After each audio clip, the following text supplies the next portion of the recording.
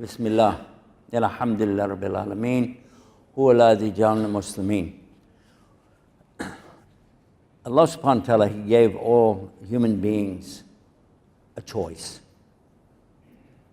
And it's not very complicated, but it is something that requires a lot of follow-up after you make the choice. In fact, some people, when it becomes clear to them, they will absolutely deny it, lie about it, and say, no, that's not real, because I don't want to accept that.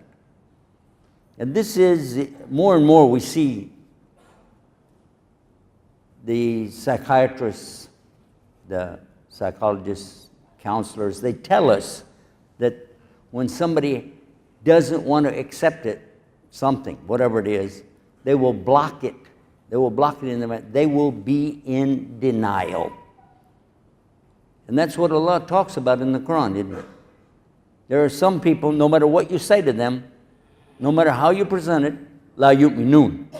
Allah said that in the very beginning of Surah Baqarah.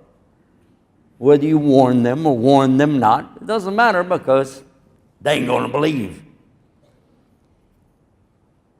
Let me explain something for my own benefit, really. But the word kafir, when we see it in the Quran, the word kafir doesn't really translate properly as a disbeliever as much as it means somebody that's a liar. Let me explain why. Like this microphone that's giving me a hard time, right? Now, I can just say there's no microphone there, but then you'd say, well, look at it. Well, if I do this, now I can't see it anymore, right? But it's still there, isn't it? The microphone is still there? Oh, yeah. Oh, but I won't look at it. I'll do what? What am I doing? What is this called when you do this? Cover. Is that called cover? That word cover in English actually comes from the Arabic word kafara. What does kafara mean? To cover. It's the exact same word, isn't it? Kafara, cover. So, at the time of Rasulullah, they don't say it anymore for obvious reasons, but at the time of Rasulullah, anybody that was a farmer was a kafir. A farmer was a kafir. What? No, it's not about his belief at all. He digs the ground, he puts the seeds in the ground, then what does he do? He covers them with the dirt, and that is what they call them. These are the kuffar, the farmers. That's where it comes from. So now we get a different idea. If you're saying that he's covering it, it means he knows those seeds are there. He planted them. He knows they're there. So somebody who is a kafir is somebody who knows, but he chooses to deny and covers it. Got it? What does it mean? It solves a big problem when people ask you the question, well, what about somebody that never heard the message? What about somebody who doesn't know, is God going to throw him at the hellfire? You've heard these questions, right? But see, Allah subhanahu wa ta'ala, He will make it known to people in different ways. That's His job, not my job. All I need to do is try my best to tell people what's Islam and then walk away. It's not my job to guide them.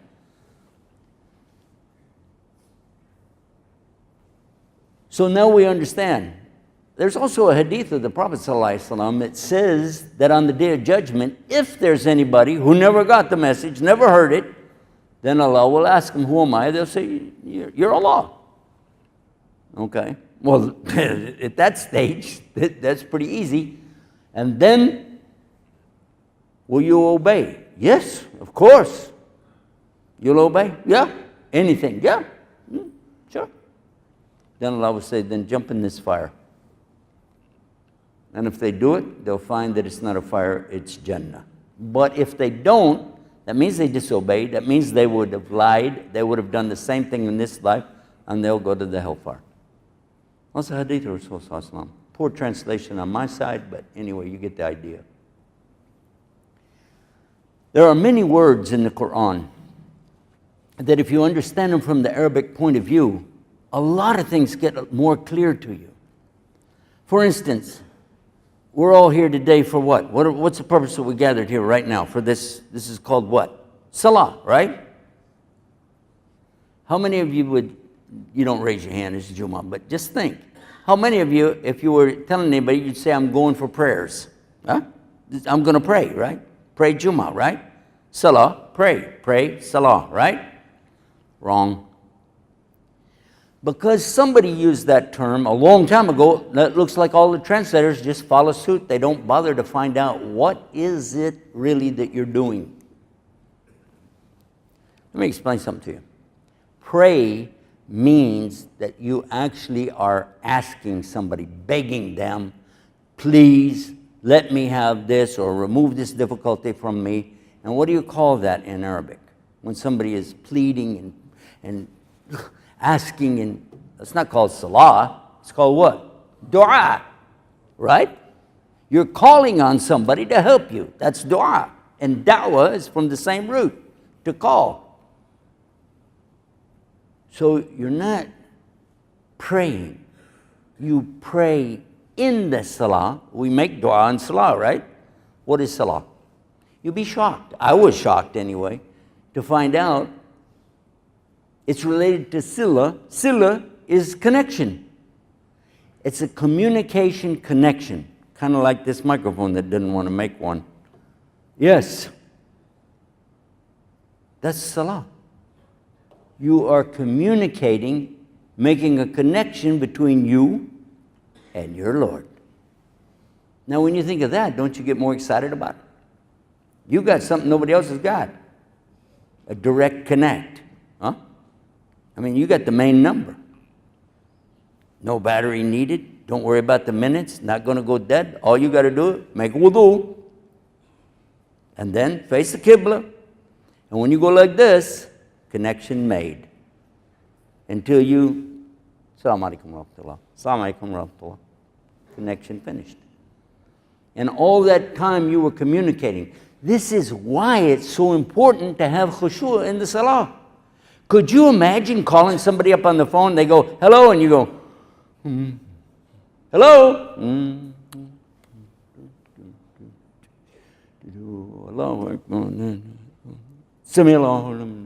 Hello, is anybody there? You get the idea? This is what we do sometimes in salah. We lose our focus and our attention. You have a connection with the creator of the universe and you blow it. Wow. But once you realize it, then you don't have that problem again, right? You'll think about it next time. This is not just prayer. This is my salah with Allah.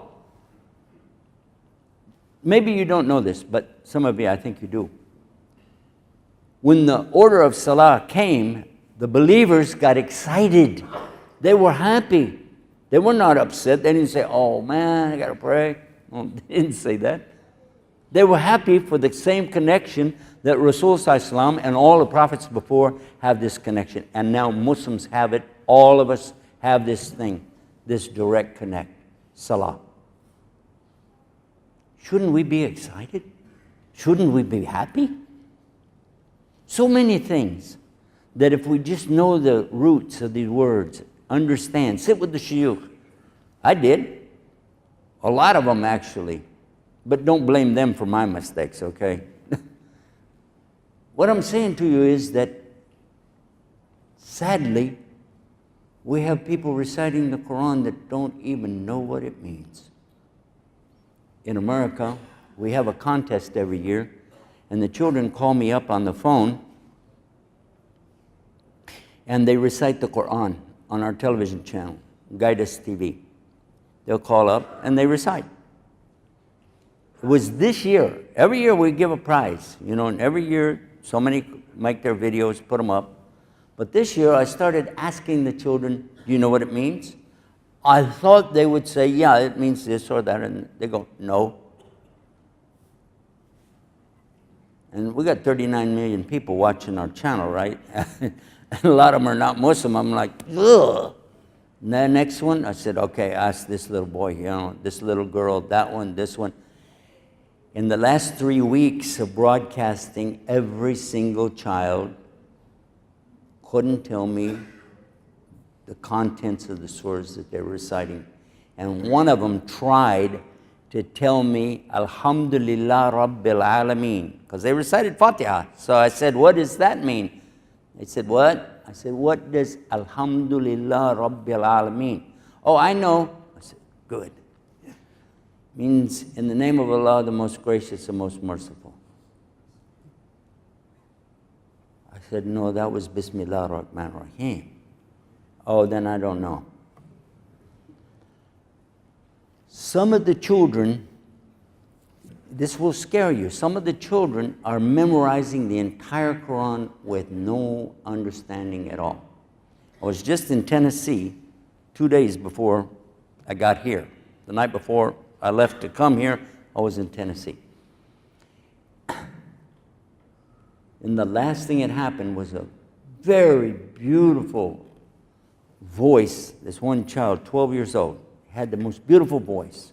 It sounded like you're listening to the Arabs themselves reciting. And he was leading Tarawih. 12 years old, he was leading Tarawih. So I brought him on the air because we were doing live broadcast from there. I brought him on the air, brought him up beside me, and his name, I think Omar. I said, Omar,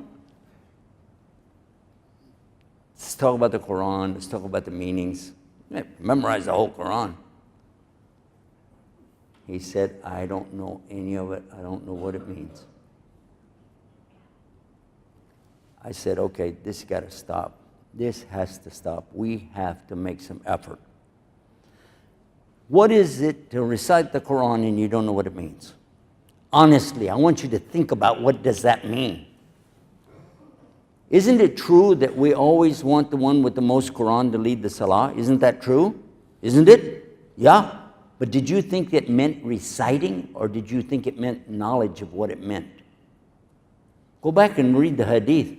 The companions themselves said we used to not memorize any more than we could know the meaning of. It means you have to have the knowledge of it. And listen to the famous hadith of the Rasul sallallahu alaihi wasallam.